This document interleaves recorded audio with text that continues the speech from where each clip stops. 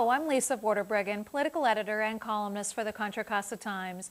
Welcome to a forum of candidates running for 2 seats on the Clayton Council election on November 2nd. Today's forum is sponsored by the League of Women Voters of Diablo Valley, Contra Costa Times, Contra Costa Council, Contra Costa TV, Contra Costa Elections Department, and Scholar Ollie at Cal State East Bay, with significant funding from the Lesher Foundation of Walnut Creek.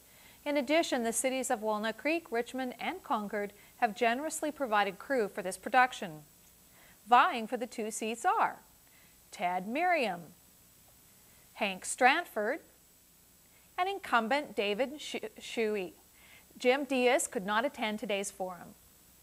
We drew lots before the show to determine the speaking order, so we will direct our first question to Mr. Meriam.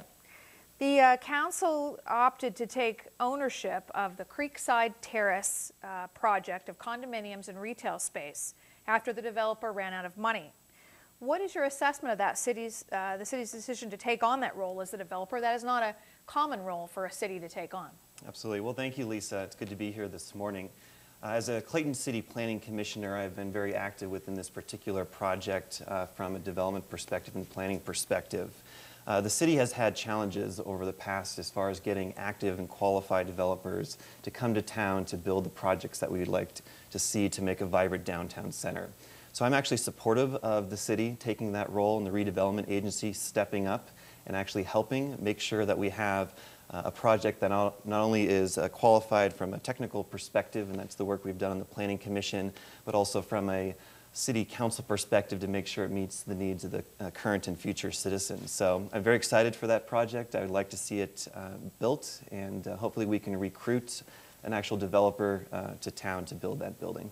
Great. Mr. Stratford. Well, being on the City Council, as part of the decision that we decided to move forward with it, part of the challenge is we have this beautiful little downtown that needs some additional development. We thought this was a great project. It had a great start and did not want to see it just sit on the shelf and wait until someone came along. So we thought that the city could bring it through the process, get it entitled, hopefully be more attractive to developers. That project with the building across the street and others downtown, we're hoping we can develop some critical mass down there. So it just made sense for us to move it forward as we went on down the line. Do you believe the city is adequately staffed to be a developer, or are you going to have to take on additional people to assist with that, or? Yeah, at this point we're not intending to be the Right. developer. We just wanted to bring it through the entitlement process with the hopes that then a developer would come forward with a property that's already entitled. So rather than sitting back and waiting for an actual developer to try to take on that Right. project, you're just sort of moving it along. Yeah, getting it through all the regulatory process, getting it all approved. That way a developer could come in and just move straight forward without having to go through all those other hoops. Okay, so Mr. Shuey, I think I may have messed up on your first name. You go by Shu? I go by Shu. Ah, so David is a name not many people use. Too many Davids in the world. Too many Davids in the world. But we'll go by Mr. Shuey for the rest of the session. So Mr. Shuey, same question to you. Do you believe that the city should have become the developer in this project? Yes, absolutely. As part of the council that made that decision was driven by the need to keep the revitalization effort in downtown ongoing.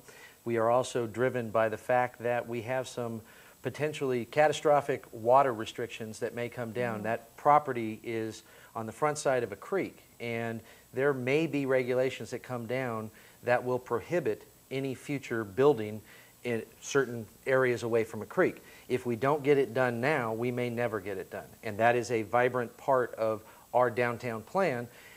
Because the developer went out, we had to undertake that to get it through the entitlement process. We were 85%, 75% through that process. We would have lost that and the money and the time, more importantly. So we did undertake that. It is not our plan as a council to undertake to develop it. We are working with the architect and the architect's team to try and find a developer that has both the funds and the manpower to do that. Okay, great. Next question, we'll start with you, Mr. Stratford. Clayton residents love their small downtown, and having been living very near to Clayton's downtown at one time, it is a great place. But they also want services. How would you balance that need to bring more business downtown with preserving that small town feel? Yeah, and this is a challenge for us. Right. You're right. The residents in Clayton love the downtown. It's since our new park went in, it's used a lot. But the unfortunate thing is we have great cities nearby that have a lot of services as well. And so to have something that's unique enough downtown that will draw not only our residents but outside people, it's a challenge. And so we are constantly looking for unique ideas that work. It seems like restaurants will work. They'll draw people and also seem to provide some of the services that people want. And so part of what we're doing too is just making sure that the design standards, that anything that's built or that goes in has that same feel and the same look. But at the same time, it is a challenge, and I recognize that. And there's no, I wish to say, there's an easy answer and there's some easy targets that we can go after. But it's been a challenge for many, many years, and will continue to be. So it's a case-by-case balancing act? It is, yeah. And we're hoping that with time, as more and more businesses come down and as more and more activities down there, it will draw more business people that will want to locate in our downtown. But it's a challenge. Okay. Mr. Shuey. Okay. I think it's important to recognize that we are never going to be Walnut Creek, and we're never going to have that retail base. What prior councils and what the current council has continued is trying to do long-term planning to see what is best in there. There have been multiple uses that have been proposed. The CVS drugstore, there was considerable discussion about what should go in there. That also was city-owned land that we kind of turned and flipped to the appropriate use that we wanted. Same thing with Creekside Terrace. We're doing that in a process to make sure that what comes in is going to self-sustain, bring in some revenue, understanding though that we also have to stay within the parameters of what our budget is. We have always been in the black, and we don't, for example, the downtown park, we don't build that until we have a funding mechanism going forward. In terms of providing the services, we have to understand that we cannot do entitlement programs and services that we cannot fund. So we have to first plan to see what comes in there to make sure that there's a steady revenue stream, and then you can take the services to a new level if appropriate. I think everybody in Clayton understands that when they moved in there, it's the small town. You don't get the gold service that you may get in some other places, but you don't need that. And there is a very big community feel and a community help for that. If you don't have the services here, we have community groups like the CBCA that step in and provide that service. So Mr. Meriam, you're the challenger here, and what new idea might you propose to balance that small town feel with revitalizing downtown that perhaps the incumbents haven't thought of? Yeah, absolutely. This is a great question, and I feel I'm very appropriately positioned. Right now I'm a city planning commissioner, so I'm looking at how can we develop a vibrant downtown business district. But I also serve as the president of the Clayton Historical Society, so I understand our deep-rooted past and what our town cherishes. I also had the ability to grow up in Clayton. So coming from my perspective, I feel that we need to develop a town that not only meets the needs of our current residents, but also looks forward. And by that, what I mean is we need to be able to create a business-friendly environment where businesses are willing to come and work with Clayton, they're willing to develop in Clayton, and they're able to create a business opportunity that is economically feasible for them. So I feel we as a council, we as a planning commissioner, we as a city need to be very friendly to businesses. One of the things that I have done is I've created the P2C Foundation and the Passport to Clayton program, which is essentially a program that brings together businesses, sort of like a downtown chamber, and we're trying to develop a community there. So businesses do not feel like they're there on their own and that they have a sense of community. And that is the starting place. We can continue to build that community. We can continue to then make downtown more attractive to our business clientele. And in the long run, not only are we developing, but we need to keep in mind that we are a small town. We want to be a small town. We cherish these particular small town America ideals and always keep that as a guiding philosophy. But we can't stagnate there. We have to look forward. And that's one potential way we can do that. Okay. So Mr. Shuey, the Clayton city manager, Gary Napper, earned $250,000 in 2009. That's a nice salary for a town of about 11,000 people. What's your assessment of Napper's performance? Is he worth the money? He's worth every cent. We get questions about this, especially in light of what happened down south. I think it's important for everybody to understand that the city manager in Clayton, in a small town, is even more important than a big town because he takes on so many multiple hats or roles. We are paying Gary a very good sum. Everybody out there is probably going, wow, I'd take that. But you have to understand that Gary is so popular and in demand within the California community of managers that he gets recruited all the time.